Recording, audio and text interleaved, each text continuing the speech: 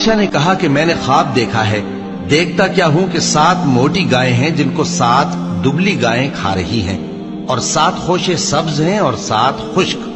اے درباریو، اگر تم خوابوں کی تعبیر دے سکتے ہو تو مجھے میرے خواب کی تعبیر بتاؤ۔ انہوں نے کہا یہ خواب تو پریشان خیالی سے ہیں اور ہمیں ایسے خوابوں کی تعبیر نہیں آتی۔ اور وہ شخص جو دونوں قیدیوں میں سے رہائی پا گیا تھا اور جسے مدت کے بعد وہ بات یاد آ گئی، بول اٹھا کہ میں آپ کو اس کی تعبیر لا بتاتا ہوں، مجھے قید خانے جانے کی اجازت دیجیے۔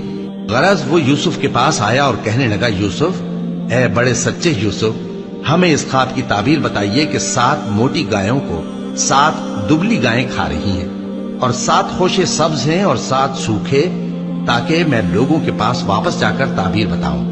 عجب نہیں کہ وہ تمہاری قدر جانیں۔ انہوں نے کہا کہ تم لوگ 7 سال متواتر کھیتی کرتے رہو گے، تو جو غلہ کاٹو تو تھوڑے سے غلے کے سوا جو کھانے میں آئے باقی کو خوشوں میں ہی رہنے دینا۔ پھر اس کے بعد خشک سالی کے 7 سخت سال آئیں گے کہ جو غلہ تم نے جمع کر رکھا ہوگا وہ سب کو کھا جائیں گے، صرف وہی تھوڑا سا رہ جائے گا جو تم احتیاط سے رکھ چھوڑو گے۔ پھر اس کے بعد ایک ایسا سال آئے گا کہ خوب مے برسے گا اور لوگ اس میں رس نچوڑیں گے۔ اور یہ تعبیر سن کر بادشاہ نے حکم دیا کہ یوسف کو میرے پاس لے آؤ۔ سو جب قاصد ان کے پاس گیا تو انہوں نے کہا کہ اپنے آقا کے پاس واپس جاؤ اور اس سے پوچھو کہ ان عورتوں کا کیا حال ہے جنہوں نے اپنے ہاتھ کاٹ لیے تھے، بے شک میرا پروردگار ان کے فریب سے خوب واقف ہے۔ بادشاہ نے عورتوں سے پوچھا کہ تمہارا کیا قصہ تھا جب تم نے یوسف کو اپنی طرف مائل کرنا چاہا؟ سب بول اٹھیں کہ اللہ پاک ہے، ہم نے اس میں کوئی برائی معلوم نہیں کی۔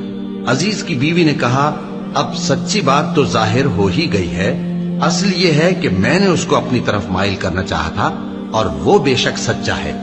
یوسف نے کہا کہ میں نے یہ بات اس لیے پوچھی ہے کہ عزیز کو یقین ہو جائے کہ میں نے اس کی پیٹھ پیچھے اس کی امانت میں خیانت نہیں کی، اور اللہ خیانت کرنے والوں کی چال کو چلنے نہیں دیتا۔ اور میں اپنے آپ کو پاک صاف نہیں کہتا، کیونکہ نفس امارہ انسان کو برائی ہی سکھاتا رہتا ہے، مگر یہ کہ میرا پروردگار رحم فرمائے، بے شک میرا پروردگار بخشنے والا ہے، مہربان ہے۔ اور بادشاہ نے حکم دیا کہ اسے میرے پاس لاؤ، میں اسے اپنا مصاحب خاص بناؤں گا۔ پھر جب ان سے گفتگو کی تو کہا کہ آج سے تم ہمارے ہاں صاحب منزلت ہو اور صاحب اعتبار ہو۔ یوسف نے کہا، مجھے زرعی پیداوار پر مقرر کر دیجئے، کیونکہ میں حفاظت بھی کر سکتا ہوں اور اس کام سے واقف بھی ہوں۔ اس طرح ہم نے یوسف کو ملک مصر میں جگہ دی اور وہ اس ملک میں جہاں چاہتے تھے رہتے تھے۔ ہم اپنی رحمت جس پر چاہتے ہیں کرتے ہیں اور نیکوکاروں کے اجر کو ضائع نہیں کرتے، اور جو لوگ ایمان لائے اور ڈرتے رہے ان کے لیے آخرت کا اجر بہت بہتر۔ اور یوسف کے بھائی کنعان سے مصر میں غلہ خریدنے کے لیے آئے تو یوسف کے پاس گئے، تو یوسف نے ان کو پہچان لیا اور وہ ان کو نہ پہچان سکے۔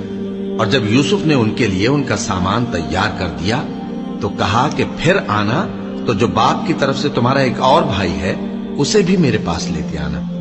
کیا تم نہیں دیکھتے کہ میں ناب بھی پوری پوری دیتا ہوں اور مہمانداری بھی خوب کرتا ہوں؟ اب اگر تم اسے میرے پاس نہ لاؤ گے تو نہ تمہیں میرے ہاں سے غلہ ملے گا اور نہ تم میرے پاس ہی آ سکو گے۔ انہوں نے کہا کہ ہم اس کے بارے میں اس کے والد کو پھسلائیں گے اور ہم یہ کام کر کے رہیں گے۔ اور یوسف نے اپنے خدام سے کہا کہ ان کا سرمایہ یعنی غلے کی قیمت ان کے سامان میں رکھ دو۔